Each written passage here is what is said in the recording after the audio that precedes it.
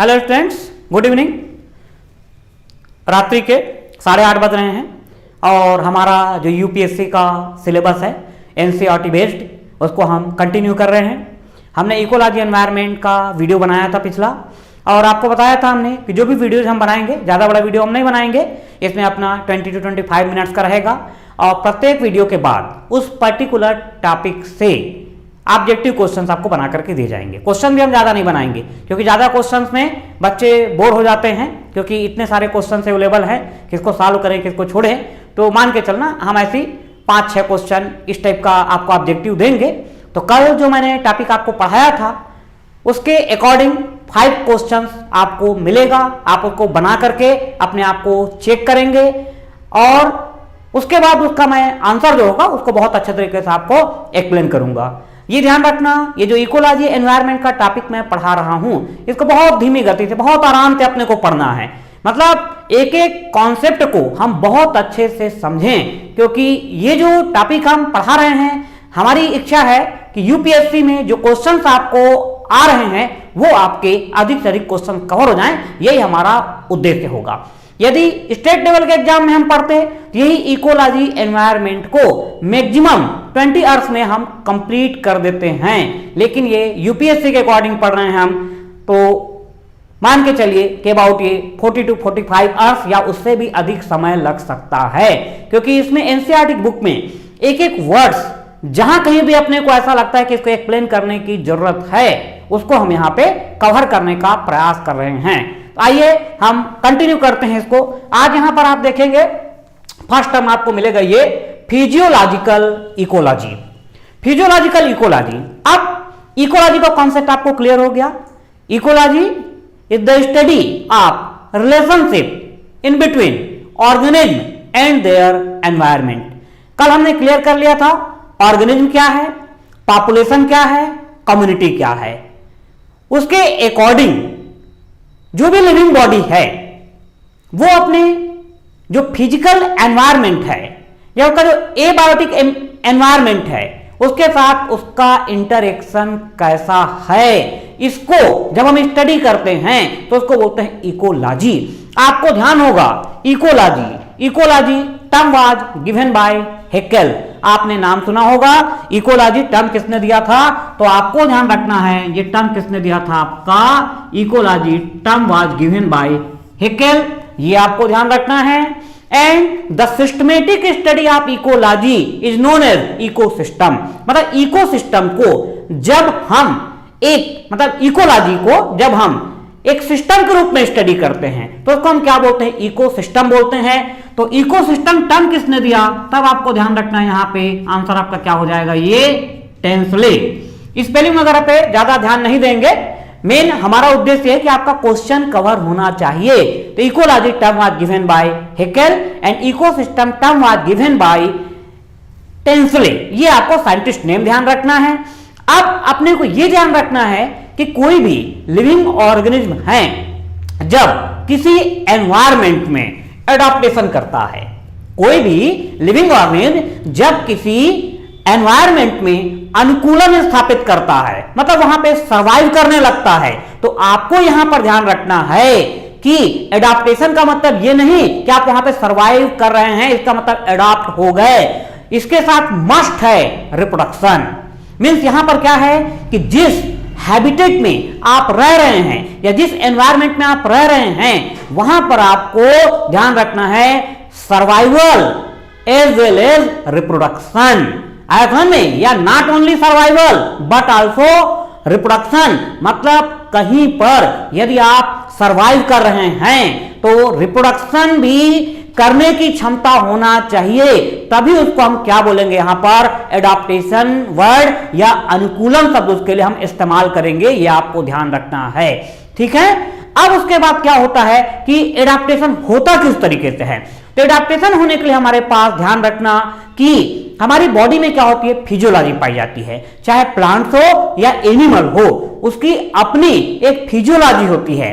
जब हम plant physiology पढ़ते हैं, प्लांट फिजियोलॉजी बोलने का मतलब प्लांट वाटर रिलेशन, वे प्लांट वाटर को कैसे एब्जॉर्ब कर रहा है, फूड मटेरियल कैसे प्रिपेयर कर रहा है, फोटोसिंथेसिस कैसे हो रही है, रेस्पिरेशन किस तरीके से हो रहा है, उसमें हार्मोन्स का क्या रोल है, ये सारे टॉपिक काउंट होते हैं प्लांट फिजियोलॉजी में। या प्लांट के द्वारा अपने एनवायरनमेंट के साथ एडजस्टमेंट करने के लिए जो फिजियोलॉजिकल रिस्पांस दिया जाता है, मतलब उसकी शरीर के द्वारा जो क्रिया की जाती है वो क्या कहलाती है आपका, तो ध्यान रखेंगे फिजियोलॉजिकल इकोलॉजी। बहुत जनरल कॉन्सेप्ट में आपको समझाता हूं कि भाई मान लिया जाए हम रहते हैं यदि ठंडे प्रदेश में, हम कहां पर रह रहे हैं, यदि ठंडे प्रदेश में रह रहे हैं, ठीक है, तो ठंडे प्रदेश में रह रहे हैं तो आपको ध्यान रखना है कि जो लोग ठंडे प्रदेश में रहेंगे उनके बॉडी में मोर नंबर ऑफ हेयर पाए जाएंगे। क्या पाए जाएंगे वहां पर, मोर नंबर ऑफ हेयर, मतलब बहुत सारे उनके शरीर में क्या पाए जाएंगे, बाल पाए जाएंगे। ये देखिए मान लिया जाए कि कोई पर्सन है, ये पर्सन कहां रह रहा है, आपका ध्यान रखना, ये पर्सन आपका रह रहा है ठंडे प्रदेश में, तो इस ठंडे प्रदेश में रह रहा है तो इसके शरीर में बहुत सारे हेयर पाए जाएंगे। ये हमने बना दिया क्या यहां पर, इसके शरीर में बहुत सारे ये हेयर हैं, आपको ध्यान रखना है ये, ठीक। तो नॉर्मली हम ये बोलते हैं कि रोए खड़े होना, नॉर्मली हम बोलते हैं ना रोए खड़े होना, कि भाई ठंड लगी रोए खड़े हो गए। तो अब इस व्यक्ति को ठंड लगी, इसके रोए क्या हो गए, ये खड़े हो गए। अब रोए खड़े हो गए, इसके बीच में भर जाएगी एयर, ये जो स्पेस है यहां पे क्या भर जाएगा आपका, एयर भर गई। और आपको मालूम है air is the best conductor of heat, या जो एयर है यहां पे इंसुलेटर की तरह कार्य करेगी। मतलब इस व्यक्ति के बॉडी में जो लेटेंट हीट है, ये हम पढ़ते हैं ना कि भाई हमारे शरीर के अंदर में एक गुप्त उष्मा है, लेटेंट हीट है, तो वो लेटेंट हीट यहां पर ये एयर आ गई, तो एयर भर जाने के कारण ये जो लेटेंट हीट है ये बाहर नहीं जा पाएगी। मतलब एक प्रकार से ठंड से बचने के लिए हमने क्या दिया, फिजियोलॉजिकल रिस्पांस दिया। हमने क्या दिया, फिजियोलॉजिकल रिस्पांस दिया। किसमें, हम जिस इकोलॉजी या जिस एनवायरनमेंट में रह रहे हैं उसमें एडॉप्ट करने के लिए ये फिजियोलॉजिकल रिस्पांस है कि ठंड में रोए हमारे क्या हो गए, खड़े हो गए। तो ये घटना क्या कहलाएगी, आपका फिजियोलॉजिकल रिस्पांस कहलाएगी, आपको ध्यान रखना है।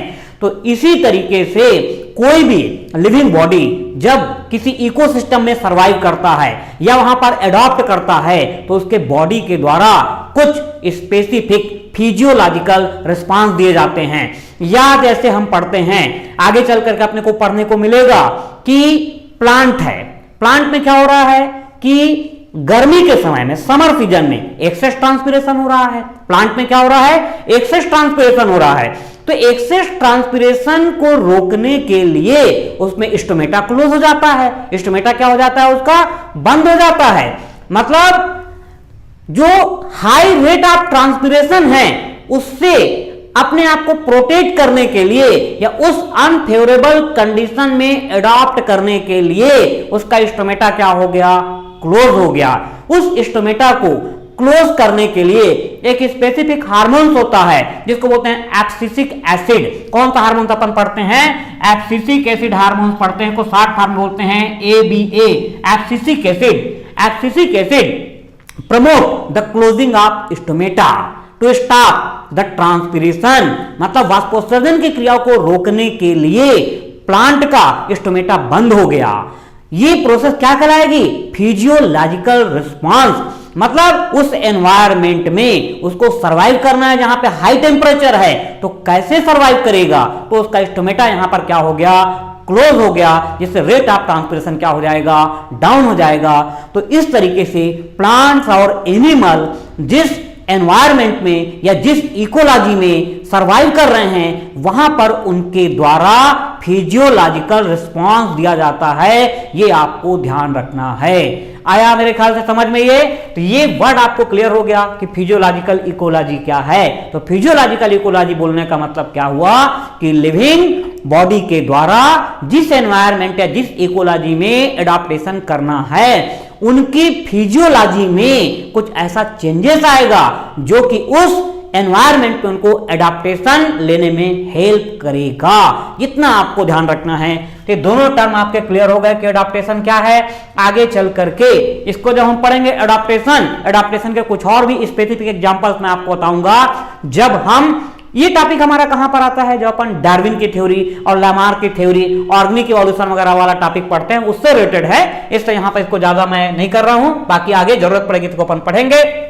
उसके बाद नेक्स्ट क्या आता है हमारे पास, ये प्रेसिपिटेशन। देखिए प्रेसिपिटेशन का मतलब क्या है आपको ध्यान रखना है, मतलब जिसमें रेन और स्नो, मतलब बारिश भी होना चाहिए और बर्फबारी भी होना चाहिए। तो ये दोनों को कंबाइंड फॉर्म में हम क्या बोलते हैं, प्रेसिपिटेशन। ठीक है, मतलब इसमें रेन एंड स्नोफॉल दोनों काउंट होगा तो कंडीशन क्या कहलाएगी, प्रेसिपिटेशन कहलाएगी। अब ये प्रेसिपिटेशन की हमको जरूरत क्यों पड़ रही है, देखो एक चीज आप ध्यान रखना कि हम बार बार बोल रहे हैं कि हम जिस एनवायरमेंट में रह रहे हैं वो पूरा एनवायरमेंट हमेशा सिमिलर नहीं होता है। नॉर्मली आप देखते हैं कि भाई अभी क्या है, आपका विंटर सीजन चल रहा है, उसके बाद कुछ समय बाद क्या हो जाएगा, स्प्रिंग सीजन आ जाएगा, फिर ये कुछ समर सीजन आ जाएगा। मतलब हमारा जो एनवायरमेंट है वो एनवायरमेंट कंटिन्यूअसली चेंज होता रहता है। और आपको मालूम है कि इस एनवायरमेंट में चेंजेस या सीजन में जो परिवर्तन आता है उसका कारण क्या होता है, तो हम ये पढ़ते हैं कि जो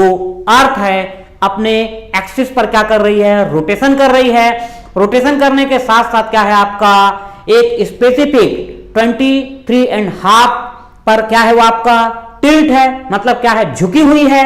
तो अपन ये पढ़ते हैं कि भाई पृथ्वी में जो मौसम के परिवर्तन का कारण है, हम दो पॉइंट पढ़ते हैं इसमें। एक तो क्या आपका पृथ्वी की घूर्णन गति और दूसरा क्या पढ़ते हैं अपन यहां पर आपका पृथ्वी का अपने अक्ष पर झुकाव। तो ये दो रीजन अपन पढ़ते हैं। तो इसके कारण क्या हो जाता है हमारा कि मतलब इसमें पूरा आगे चल के ज्योग्राफी से रिलेटेड पार्ट है आपका ये कि किस तरीके से रिवॉल्यूशन होता है, किस तरीके से रोटेशन होता है। तो ये सारी चीजें अर्थ में जो सीजन चेंजेस हो रहा है उसके रिस्पॉन्सिबल होते हैं। सीजन चेंजेस होगा तो मान के चलिए हमारा जो फिजियोलॉजिकल रिस्पॉन्स है उसमें भी चेंजेस आएगा। फिजियोलॉजिकल रिस्पॉन्स में हमारे चेंजेस आएगा कि भाई अभी जैसे हमने बोला कि ठंड में हमारे क्या रोए खड़े हो गए, फिर हम क्या बोलेंगे, गर्मी आएगी, समर सीजन में हमारे क्या है, स्वेटिंग प्रोसेस बढ़ जाएगी। समर सीजन में हमारी क्या हो जाएगी, स्वेटिंग की प्रोसेस बढ़ जाएगी। सो स्वेटिंग प्रोसेस बढ़ने का मतलब क्या है कि भाई हमारा जो हम लोग आगे चल करके क्लियर करेंगे कि हम लोग क्या हैं, वार्म ब्लडेड एनिमल, मतलब गर्म रक्त के प्राणी हैं। मतलब हमारे बॉडी का मतलब जो टेम्परेचर है वो टेम्परेचर क्या होता है, कांस्टेंट होता है, स्थिर तापी हैं हम लोग। मतलब आउटर एनवायरमेंट के साथ हम अपने फिजियोलॉजिकल रिस्पांस के द्वारा एडाप्टेशन करते हैं।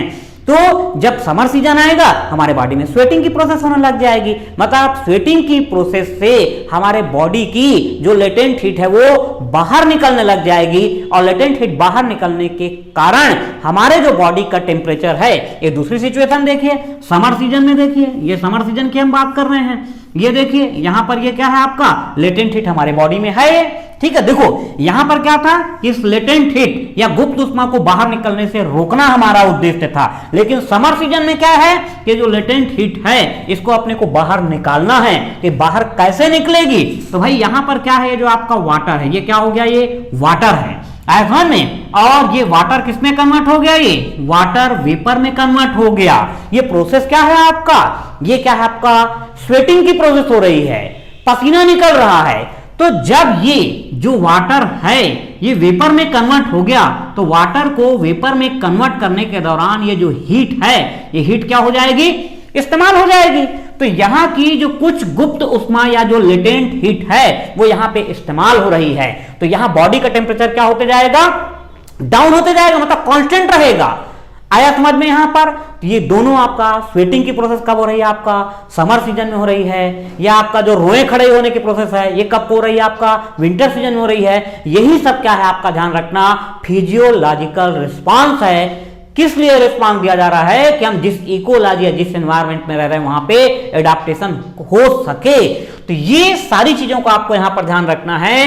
तो कुल मिलाकर के हम बताना ये चाह रहे थे कि कभी हम देख रहे हैं विंटर सीजन, कभी ऑटम सीजन, कभी स्प्रिंग सीजन, तो ये चेंजेस आ रहा है। ये चेंजेस किसके कारण आ रहा है आपको ध्यान रखना है। तो तो जो अर्थ की मूवमेंट अपन देख रहे हैं और उसका अपने अक्ष पर 23.5 डिग्री झुकाव हुआ होना, तो ये सारी कंडीशन जो है इसमें मतलब डिटेल अपन ज्योग्राफी के केस में उसको और क्लियर कर देंगे कि किस तरीके से रिवॉल्यूशन होता है, किस तरीके से रोटेशन होता है। अब ये जनरल टर्मिनोलॉजी हम बस ले रहे हैं यहां पर कि जो सीजन चेंजेस हो रहा है उस सीजन चेंजेस का कारण क्या है, और अलग अलग सीजन में हमको फिजियोलॉजिकल रिस्पॉन्स के द्वारा एडाप्टेशन को प्राप्त करना है, यह हमारा उद्देश्य होता है। चलिए, तो ये प्रेसिपिटेशन का कॉन्सेप्ट भी हो गया क्लियर। यहां पर यहीं पर उस एनसीईआरटी की बुक को आप जब देखेंगे वहीं पे एक आपको पॉइंट मिलेगा।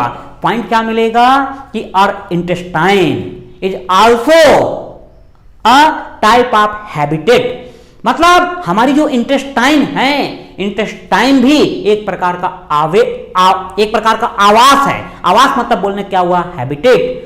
More than 100 types of microbes are survive in our intestine, मतलब हमारी जो इंटेस्टाइन है या जो हमारी आंत्र है वो भी एक प्रकार का बहुत बड़ा आवास है, और वहां पर भी लगभग 100 से अधिक माइक्रोब्स या सूक्ष्म जीव सरवाइव करते हैं। नॉर्मली हम आगे चल करके पढ़ेंगे कि भाई हमारी जो लार्ज इंटेस्टाइन है, लार्ज इंटेस्टाइन का पार्ट क्या है, कोलोन है। उस कोलोन में आपको मालूम है ई कोलाई बैक्टीरिया पाया जाता है। Escherichia coli bacteria lies in our colon of large intestine and help for synthesis of vitamin B12 and vitamin K for us, मतलब हमारी बड़ी आंत के कोलोन में ई कोलाई नाम का बैक्टीरिया पाया जाता है जो हमारे लिए विटामिन के और B12 का संश्लेषण करता है। वहां पे वो सर्वाइव कर रहा है, और सर्वाइव करने के साथ साथ क्या कर रहा है, वो रिप्रोडक्शन भी कर रहा है। इसी प्रकार से बहुत सारे अपने को पैरासाइट भी मिलेंगे। टीनिया सोलियम पाया जाता है किसी में एंटमीबा हिस्टोलिटिका पाया जाता है। मतलब डिफरेंट टाइप्स ऑफ माइक्रोब्स या जो पैरासाइट हैं या सिम्बायोटिक बैक्टीरिया वगैरह हैं, ये हमारे इंटेस्टाइन में पाए जाते हैं, और वहां पर रह करके ये क्या करते हैं, एडाप्टेशन को प्राप्त करते हैं। ये यहां पर ध्यान रखना है। तो ये सारे टर्म आपको क्लियर होते जा रहे हैं। उसके बाद फिर क्या आता है, बायोम आता है। कल भी हमने इस चीज को स्टडी किया था। तो अभी देखिए, मैंने आपको बताया जैसे इकोलॉजी, तो आपको ध्यान रखना है कि कोई एक पॉपुलेशन अपने एनवायरनमेंट के साथ कैसा रिस्पांस दे रही है या कैसा इंटरेक्शन कर रही है। तो एक पॉपुलेशन के बेस पे जब उस रिलेशनशिप को स्टडी करेंगे तो कहलाएगा पॉपुलेशन इकोलॉजी कहलाएगा। और उसी को यदि हम कम्युनिटी के बेस पे पढ़ते हैं कि कम्युनिटी अपने एनवायरनमेंट के साथ कैसा इंटरेक्शन करती है तो कम्युनिटी इकोलॉजी कहलाएगा। और सेम वही जब हम बायोम की बात करते हैं कि बायोम अपने फिजिकल एनवायरनमेंट के साथ कैसा इंटरेक्शन करता है तो क्या कहलाएगा, आपका बायोम इकोलॉजी कहलाएगा। मतलब कुल मिलाकर के ये जो बायोम है, मैंने पिछले वीडियो में क्लियर किया था कि अभी और इसको मैं बताऊंगा अच्छे तरीके से, क्योंकि एनसीईआरटी में इसका पूरा डायग्राम बना हुआ है बायोम के बेस पर।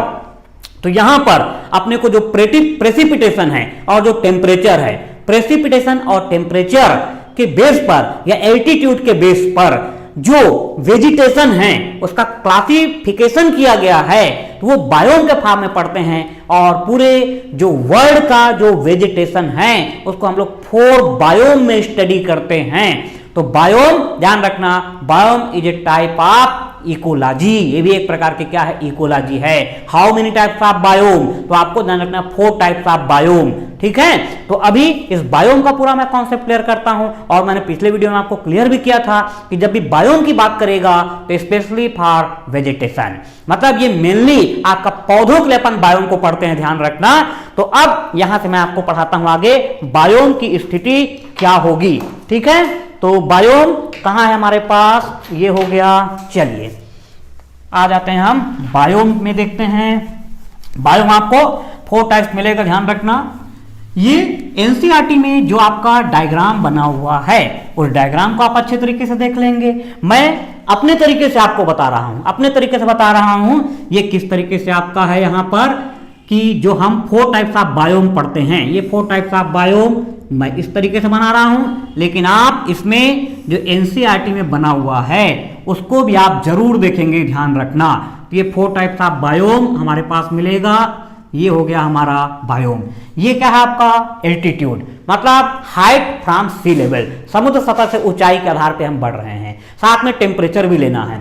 तो नॉर्मली हम लोग क्या पढ़ते हैं, 4 टाइप्स ऑफ बायोम पढ़ते हैं। सबसे पहले अपन क्या पढ़ते हैं, आपका ये ट्रॉपिकल बायोम पढ़ते हैं। ये हो गया आपका ट्रॉपिकल बायोम हो गया, ठीक है। उसके बाद नेक्स्ट अपन क्या पढ़ते हैं यहाँ पर, ये आपका टेम्परेट बायोम पढ़ते हैं। ये हो गया आपका टेम्परेट बायोम हो गया। टेम्परेट बायोम के बाद हम क्या पढ़ते हैं यहाँ पर, आपका ये टाइगा बायोम आता है। ये क्या हो गया, टाइगा बायोम। और उसके बाद आपका क्या आ जाता है यहाँ पर, ये टुंड्रा बायोम पढ़ने के लिए अपने को मिलता है। हुआ क्लियर अच्छे तरीके से ये? तो ये 4 टाइप्स ऑफ बायोम पढ़ते हैं। हालांकि इसका जो डिटेल है एक अभी मैं वीडियो बनाऊंगा पूरा फॉरेस्ट का क्लासिफिकेशन, तो उस फॉरेस्ट के क्लासिफिकेशन के साथ में ये जितने भी टाइप्स ऑफ फॉरेस्ट यहाँ पर अपने को या बायोम मिलेंगे उसका डिटेल आपको बताऊंगा। अब ये शॉर्टकट में यहाँ पर क्लियर कर रहा हूं मैं, ठीक है। तो अभी जो हमारे पास ट्रॉपिकल बायोम है, इस ट्रॉपिकल बायोम में स्पेशली आप क्या पढ़ेंगे, ट्रॉपिकल रेन फॉरेस्ट। यहाँ पर क्या पढ़ने को आपको मिलेगा, ट्रॉपिकल रेन फॉरेस्ट के बारे में पढ़ेंगे। उष्ण कटिबंधीय वर्षा वाले वन के बारे में आप पढ़ेंगे। दूसरा आपको क्या मिलेगा, ये टेम्परेट बायोम रहेगा। शीतोष्ण कटिबंध जिसको अपन बोलते हैं टेम्परेट बायोम हो जाएगा। टेम्परेट बायोम के बाद क्या होगा, ये टाइगा बायोम। टाइगा बायोम में आपको पढ़ने के लिए मिलेगा क्या, यहाँ पर ये कोनिफर फॉरेस्ट। यहाँ पर क्या आ जाएगा आपका, ये कोनिफर फॉरेस्ट। कोनिफर फॉरेस्ट मतलब क्या हो गया, कोणधारी वन। यहां पर क्या हो जाएगा, कोणधारी वन, ठीक है, कोनिफर फॉरेस्ट हो जाएगा। और ये जो आपका टुंड्रा बायोम जिसको बोलते हैं, यहां पर क्या मिलेगा आपका, ये अल्पाइन फॉरेस्ट मिलेगा। तो ये पूरा फॉरेस्ट का जो क्लासिफिकेशन है कि tropical forest, deciduous forest, temperate forest, evergreen forest क्या होता है, ये फॉरेस्ट का एक अलग से वीडियो बना करके आपको मैं डालूंगा। तो ये पूरा कॉन्सेप्ट आपका क्लियर हो जाएगा। अभी मैं केवल आपको यहाँ पे बायोम का एक आउटलाइन आइडिया बता रहा हूं, ये ध्यान रखना। तो 4 types of biome, tropical biome, temperate biome, Tyga biome और इसके बाद आपका ये टुंड्रा बायोम। अब यहां पर क्या होता है कि हम बात करते हैं किसकी, टेम्परेचर की बात करते हैं। किसकी बात करते हैं हम, टेम्परेचर की। तो नॉर्मली ये जो ट्रॉपिकल बायोम है, ये ट्रॉपिकल बायोम अपन कहां पर देखते हैं, ध्यान रखना। थोड़ा बहुत जो पहले अपन पढ़ते थे और अभी जो अपन पढ़ रहे हैं एनसीईआरटी के अकॉर्डिंग वेरिएशन आता है टेम्परेचर वगैरह में, तो उसको थोड़ा सा ध्यान देंगे आप। लेकिन यहां पर ध्यान रखिए अपना कि ये हमने ले लिया एक क्लासिफिकेशन कि यहां पर अपने को ये 0 से 5 डिग्री सेल्सियस का जो टेम्परेचर है, 0 से 5 डिग्री सेल्सियस का टेम्परेचर है, तो ये कहां पर रहेगा आपका, टुंड्रा बायोम में। कहां रहेगा आपका, ये टुंड्रा बायोम में। दूसरा हम बात करते हैं कि आपका ये 5 डिग्री सेल्सियस से लेकर के ये आपका 10 डिग्री सेल्सियस का टेम्परेचर ले रहे हैं, ये क्या हो जाएगा आपका, टाइगा बायोम। ये क्या हो जाएगा आपका, यहां पर ये टाइगा बायोम हो जाएगा। ये 15 डिग्री सेल्सियस, ठीक है, ये कितना हो गया आपका, ये 15 डिग्री सेल्सियस टेम्परेचर, ये टाइगा बायोम हो गया जहां पर कोनिफर फॉरेस्ट मिलेगा। उसके बाद नेक्स्ट अपन लेते हैं आपका यहां पर ये 15 डिग्री सेल्सियस टू आपका 25 डिग्री सेल्सियस हम ले रहे हैं, तो ये क्या हो जाएगा आपका, टेम्परेट बायोम हो जाएगा। यहां पर आपका ग्रासलैंड वगैरह पाया जाता है, घास के मैदान वगैरह अपने को पढ़ने के मिलेंगे। टेम्परेट ग्रासलैंड होता है, ट्रॉपिकल ग्रासलैंड होता है, ठीक है, ये अपने को पढ़ने के लिए अलग से मिलेगा। उसके बाद नेक्स्ट हमारे पास क्या होता है, ये 25 डिग्री सेल्सियस से लेकर के आपका 35 डिग्री सेल्सियस के बीच की जो कंडीशन है, ये क्या है आपका, ट्रॉपिकल बायोम है। तो ये हम लोग पढ़ते हैं 4 टाइप्स ऑफ बायोम पढ़ते हैं वर्ल्ड के बेस पर आयतन में। इसी को यदि भारत के संदर्भ में पढ़ें तो भारत के संदर्भ में भी 4 प्रकार के बायोम हैं। लेकिन यहां पर आपको क्या है कि जो बायोम का क्लासिफिकेशन है, tropical rain forest, deciduous forest, coastal area और डेजर्ट, इस तरीके से 4 पार्ट में क्लासिफाइड किया गया है, जिसको कि हम लोग नेक्स्ट क्लास में देखेंगे। अभी हमारा कॉन्सेप्ट क्या था, ये बायोम को अपने को यहां पर क्लियर करना, ठीक है। अब इसी बायोम में यदि अपन जाते हैं तो एक पॉइंट तो हमने ये देखा, दूसरा पॉइंट अपने को क्या देखना है, यहां पर आपका हाइट फ्रॉम सी लेवल की बात करते हैं। किसकी बात करते हैं हम, ये हाइट फ्रॉम सी लेवल की बात करते हैं। तो ये जो अल्पाइन फॉरेस्ट आपको मिलेगा, ध्यान रखना, इसकी हाइट क्या रहेगी आपका 4000 से लेकर के ये आपका 800, मतलब ये 8000 मीटर, 4000 मीटर टू 8000 मीटर की हाइट पर जो पाया जा रहा है वो क्या है आपका, टुंड्रा बायोम है, ध्यान रखना है। उसी तरीके से यदि हम यहां पर बात करते हैं, ये क्या मिलेगा आपका 3600 से लेकर के आपका ये 4000 की जो मीटर की हाइट है, ये क्या है आपका टाइगा बायोम है, ध्यान रखना है यहां पर आपको। उसके बाद नेक्स्ट यहां पर हमारा आ जाता है, ये हाइट की बात हो गई यहां पर, ठीक है। इसमें हाइट को थोड़ा सा एक बार और अपना मेजर कर लेंगे कि एग्जैक्ट क्या है। 0 से आपका ये 1600 मीटर की बात करते हैं, ये ट्रॉपिकल बायोम है। और यहां पर आपका क्या हो जाएगा, ये 1600 मीटर से लेकर के आपका 36 के बीच का जो एरिया है ये क्या हुआ, आपका टेम्परेट बायोम हुआ। तो इस टाइप का जो चीज रहता है उसको थोड़ा सा एक बार प्रॉपर आप अपना चेक कर लेंगे और प्रॉपर जो एनसीईआरटी की बुक में दिया हुआ है उसको आपको फॉलो करना है, ये ध्यान रखेंगे। क्योंकि बहुत सारे ऐसे क्वेश्चंस होते हैं जैसा एनसीईआरटी में लिखा हुआ है एज इट इज को फोटोकॉपी करके क्वेश्चंस बना दिया जाता है, तो इनको आप यहां पर ध्यान रखेंगे। तो ये जो मैंने पढ़ाया आपको, दूसरा इसी चीज को जब आप एनसीईआरटी की बुक में देखेंगे तो उसमें आपको दो चीजों के बेस पर क्लासिफाइड किया है। एक तो आपका क्या है प्रेसिपिटेशन, ये क्या हो जाएगा यहाँ पे प्रेसिपिटेशन, और दूसरा क्या हो जाएगा आपका ये टेम्परेचर। तो दोनों पॉइंट को आपको ध्यान रखना है, आया ध्यान में कि भाई यहां पर ये आपका 0 से टेम्परेचर चलेगा आपका, ठीक है, ये 0 से टेम्परेचर ऐसा करके जाते जाएगा। इधर प्रेसिपिटेशन मतलब आपका क्या है कि जो मैंने बताया रेन और स्नोफॉल दोनों को मिला करके जो डाटा यहां पर बनाया गया है उसको आप ये देख लेंगे, ठीक है। तो ये आज जितना मेरे को एक्सप्लेन करना था ये कॉन्सेप्ट मैंने आपका क्लियर किया, और इसी तरीके से एक क्लास हमारी भले ही 20 से 25 मिनट की होगी, लेकिन ये क्लास आपका कंटिन्यू रहेगी और आपका टॉपिक बहुत अच्छे तरीके से कवर होगा। मिलते हैं नेक्स्ट वीडियो में।